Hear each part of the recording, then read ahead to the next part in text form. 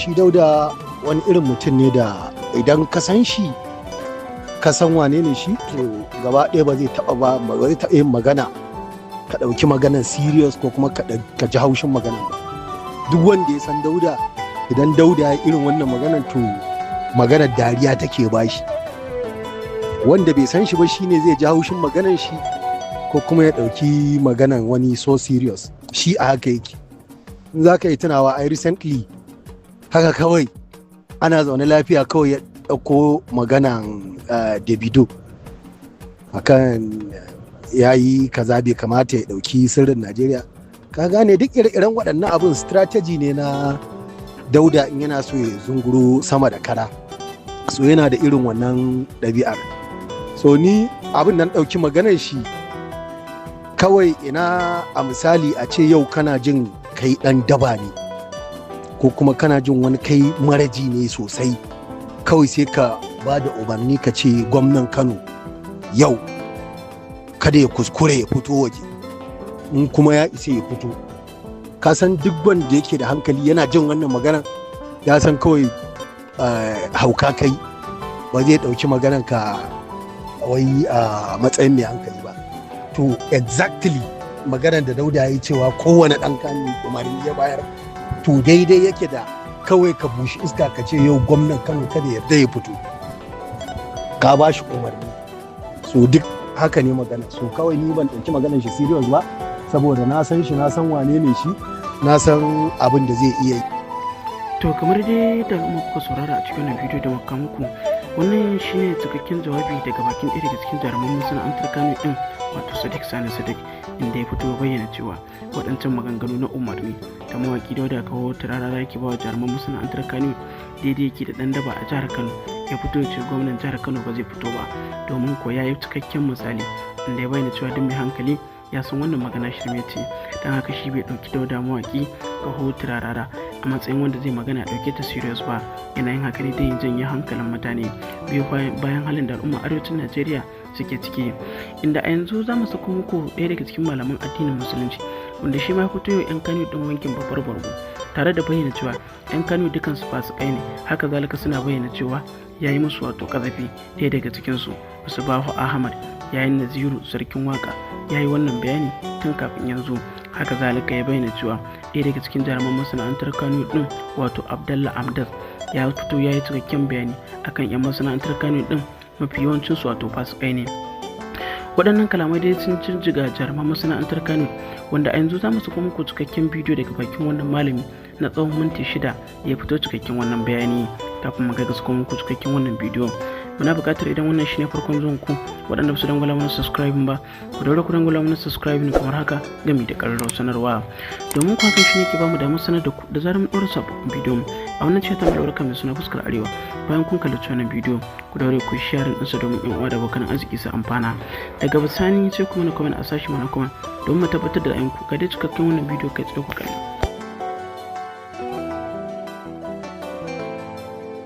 Wasu masu tsamin baki a cikinsu sun fito suna min raddi, suna cewa wai ai abin da muka faɗa ba haka bane,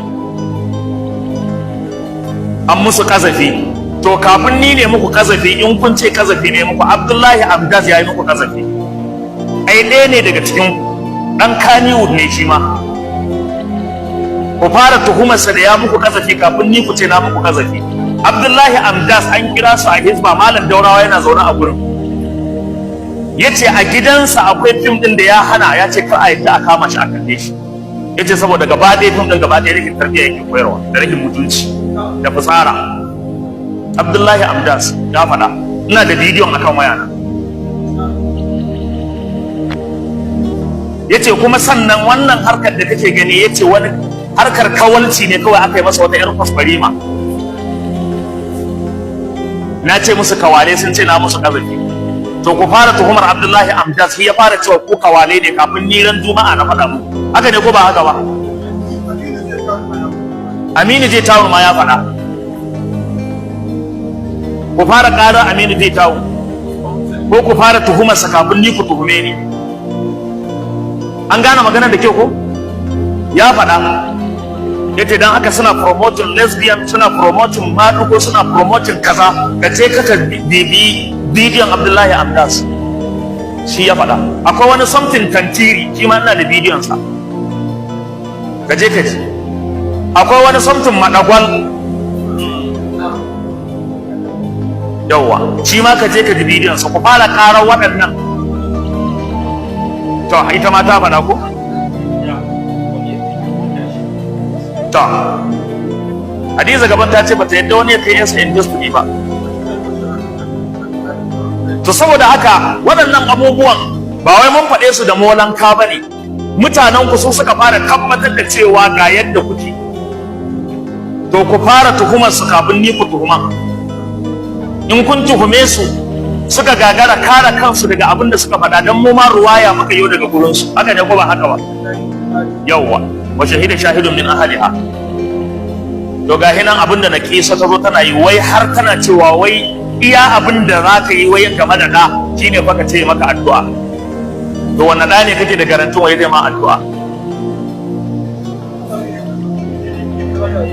Ta manta annabi Muhammadu sallallahu alaihi wasallam yana cewa idza ma tabnu adaman qada amaluhu illa min salatin. Idan mutum ya rasu komai nasa ya yanke, sai abubuwa guda uku: sadaqatun jariya, aw ilmun yuntafa'u bihi, aw waladin salihin yad'u lahu. To yanzu abinda muke tambayar ki na Kaisa, kina so ki musa maganar annabi Muhammadu ne?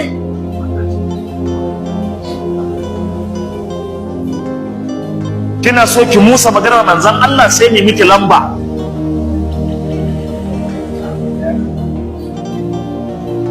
Kuma da kika ce ba za ki bautar aure ba, ki dai ki zama wata baiwa a gidan miji. To Fatima yar gidan annabi Muhammadu sallallahu alaihi wasallama ta yadda da wannan saboda sunnar babanta ne, domin babanta ya ce annikahu sunnati faman ragiba an sunnati falaysa minni. Aure sunnata ne, duk wanda ya watsar da sunnata ne ma ba ni ba shi. Don haka muna alanta miki ki sani wannan magana da kika faɗa kina barranta kanki daga annabi Muhammadu ne sallallahu alaihi wasallama. Jama'a har yanzu fa ban ce komai ba, ina da hutubaran juma'a akan wannan qadiyya. Wallahi akwai hutuba akan wannan qadiyyar, akwai hutuba ta musamman. Yawwa. Kuma dole ki yi da bautar darakta da producer ko ba lada.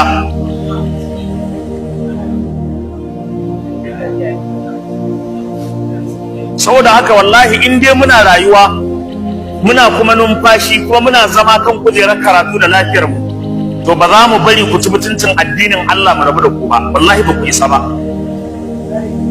Wannan shine duk abin da kuke yi na shegantaka. Bidiyo nawa aka fitar naku na tsaraici, kuna ta yi wa kanku tonan silili, a ce an fitar da tsaraicin wance, an fitar da tsaraicin wani, an fitar da tsaraicin wance, har ma ku zo ku dora abin a media ku da kanku, har ku dinga alfahari da abin update ga update na kaza, ga update na kaza.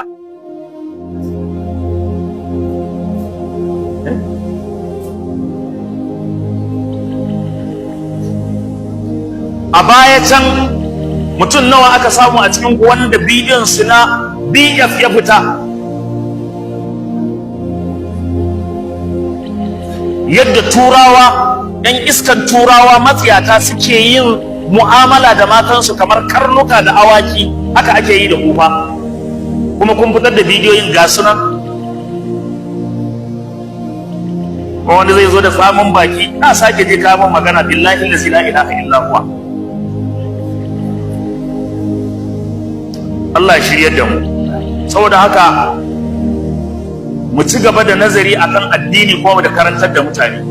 Na sha faɗa cewa waɗannan mutanen so suke ƴan matan mu sai sun lalace, sun guji aure, sun nisanci aure da sunnar manzon Allah, kuma abin da suke promoting kenan.